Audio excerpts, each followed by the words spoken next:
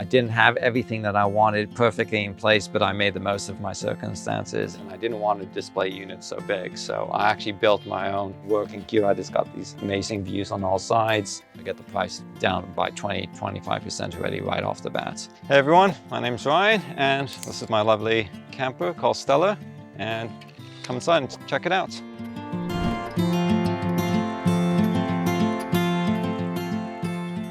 This is my lovely kitchen area.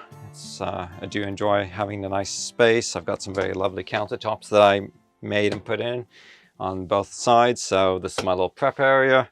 It took a lot of time to make these ones. They actually just wrap around the original countertop. So I kept them pretty light without making them heavy, which sometimes these wood block counters can be. And then also once I was done that, then I was just like, you know what, this is like such a big space, you know.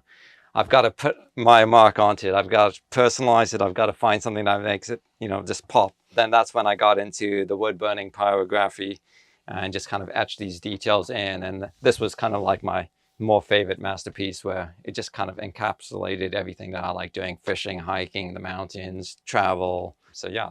And then over here, I've got my storage. Just as if I set up in a campsite, then just everything comes out here, dishwashing basin for pots, anything I like. It's quite nice that if you're driving, to be able to just pop into the back, you know, cook something up, sit down, do some work. And having a firm countertop in the way over here was kind of making it a bit awkward. What I actually did was I swapped out the whole thing, which used to just flap up onto here, and it kind of also looked ugly.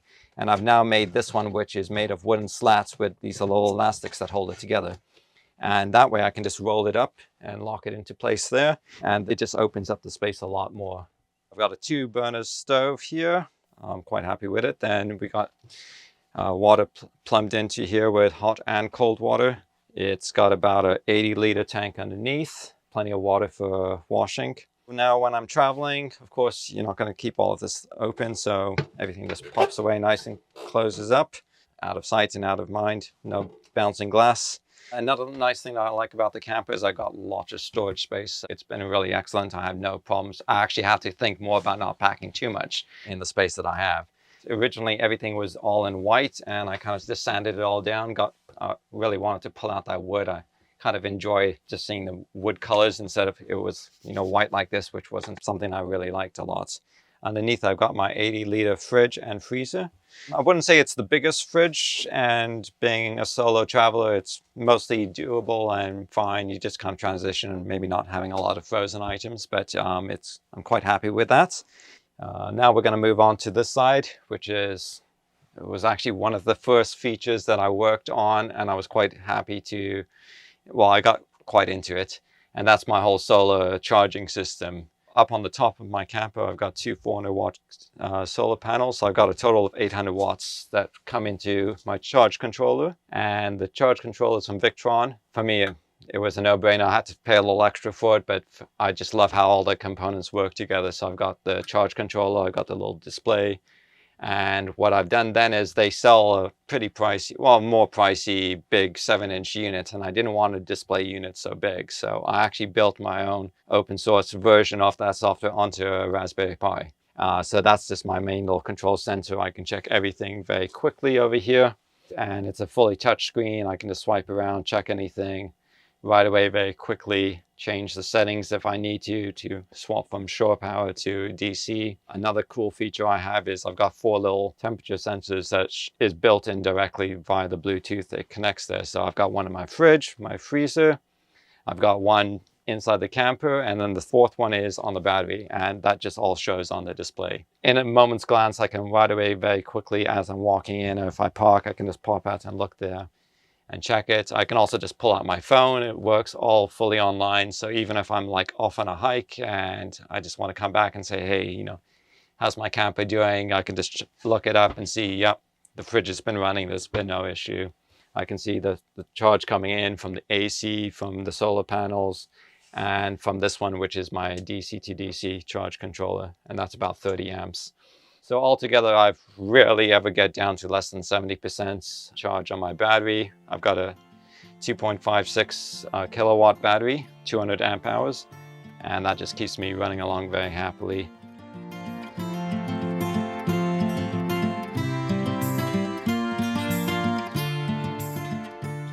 I think the reason why I've kind of jumped into this whole van life is I do love the outdoors in South Africa. Is just amazing. We got beautiful parts of the country and we have so much diversity in different areas and the surrounding countries too.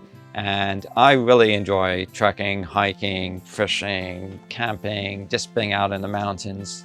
So for me, it was kind of like, if I have to plan every long weekend or holiday or vacation to go travel to these locations to see them, it's going to take me so long. You know, you only have so many vacation days in a year. But I was like, what if I'm instead just in a location where literally I just have to step out my door and there's the new trail that I want to do instead of traveling across. So for now, I don't really have a plan about, you know, how long I'm going to be doing it for, this, that, and another. It's just like, I'm enjoying it, it's working. As long as I got an internet signal so I can stay online and work and all that, then I'm just going to keep doing it for now.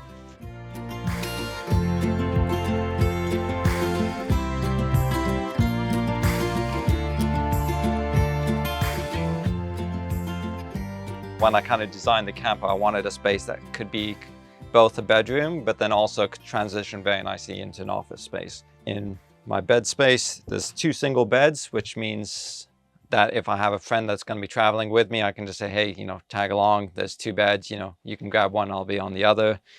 They're not the widest. When the cushions come up, it makes it slightly wider, but if you're used to sleeping on a hiking pad, these feel just great. It's comfortable, it's wider than you're normally used to. So at other times, I'll decide, like, you know, I just want my space. I want to have that big bed experience.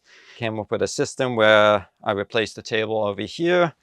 It's now a top and a bottom, and the 2 pieces just sit down here and all the cushions come together in the middle. I was trying to figure out, what do you do with all your bedding when you've packed it away and you kind of just want to have that nice open space? For me, it works better if I'm working not to have a bunch of clutter and, you know, a clean space.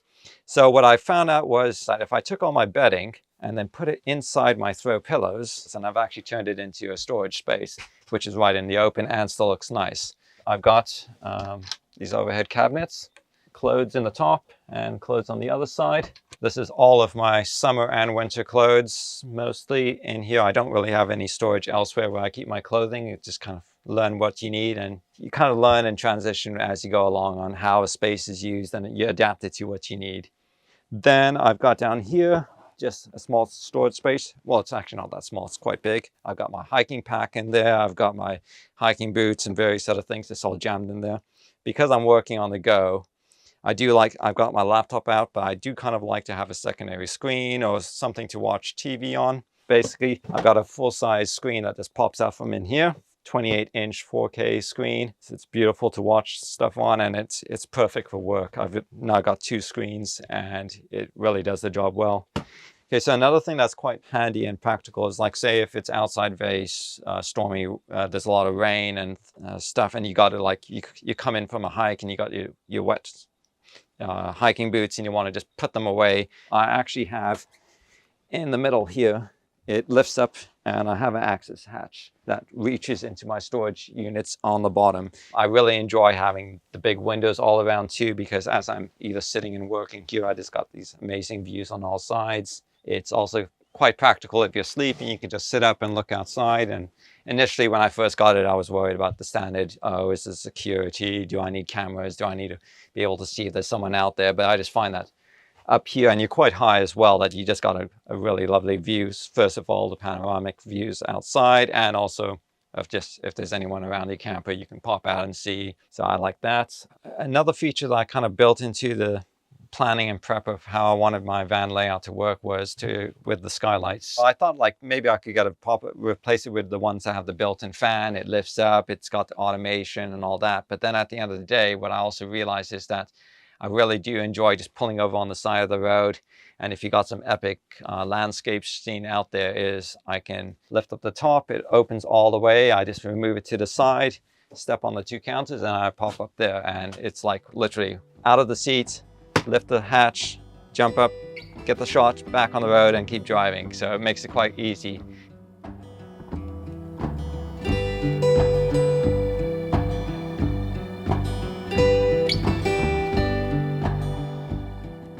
My camper is a Toyota Hilux. It's a 3-liter D4D engine, which is like a real workhorse. It's rarely ever breaks. It's one of those engines that they say it doesn't break in and just get started until it's like 200,000 Ks in its life. So it's got plenty of life left in it. When I saw the vehicle first advertised, it was a bit more than I was willing to pay initially, and also wasn't too sure about it. I mean, getting anything custom built like this is not cheap. I was a bit on two mindsets. I do enjoy building things. I'm creative. I love carpentry. I love building things, putting stuff together. But at the same time, I realized that I've never lived in a van, and I hadn't even like rented one. I've done a lot of camping trips, a lot of camping out of the car kind of stuff, but I was like, I haven't done a van trip. So maybe I should just get one that's already kind of semi and built, and then get the idea. And then eventually she became called Stella, and it was like, there's no way I'm ever going to sell Stella. This is my home. So I just went all out and rebuilt it as I liked. Based off that, then the cost of it was 450,000 Rand. And I did get it quite a bit marked down because of different things that were needing to be done or changed out. And I had to redo the whole electrical battery systems and other stuff.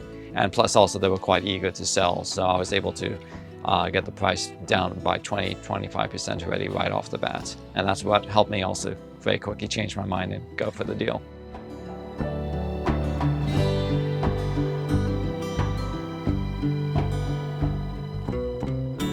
Now on the outside of the camper, we've got lots of nice little storage hatches. So here I've got my electricals, my breakers, and various stuff in there, and a few other odds and ends I keep. Got another small one down here. I just keep my barbecue items in there. Here's the storage hatch that you can access from the inside, and this one goes all the way underneath the bed section to the other side, where I have an identical hatch, so I can access it from either side. Coming to the back, I've got two nice good spare tires. Especially, I mean, most of the times you're not going to need them, but there are some sections in Southern Africa where everyone who drives them, they're always like, you just split the sidewalls, so you want to have a minimum of 2 spare tires. So I kind of stuck with that. I've got my bike on here. I'm still debating about a better way to keep it covered up, but most of the times it just rides on the back like this. It was less messy than trying to haul it inside every time. So now coming around to this side, this is Stella's good looking side. It was just a kind of black spray paint and white spray paint, and I just wanted to encapsulate the mountains once again. So over here now we've got a nice big long storage space. I got my 2 gas bottles there for the kitchen stove inside. I've got my car jacks in there.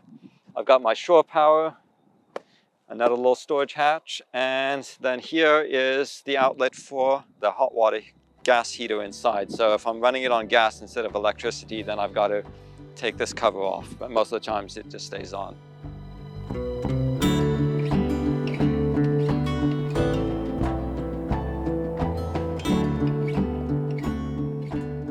When I first got the camper, one of the things that I had to figure out pretty quickly is that, of course, you start taking photos and showing it to friends and family, and everyone's like, oh, that's nice, and you want to start posting it online. I was like, you know, if I'm going to be posting all these photos, I might as well just come up with my own unique travel tag. And I wanted to also not just encapsulate the name of the camper, but I wanted it to be more about my new style of living, about, you know, traveling and this, that, and another. So I went with a Stella Adventures. And as my sub tagline, it's life is a Stella adventure or nothing. Van life isn't necessary for everyone, but there's a lot of other things you can just do in life. And for me, I think it's very important to just make those memories, just find a way to just look back and say, yeah, I had a great time. I didn't have everything that I wanted perfectly in place, but I made the most of my circumstances. And I think that's kind of like what van life is about in a way. It's, yeah, just live life and enjoy your travels.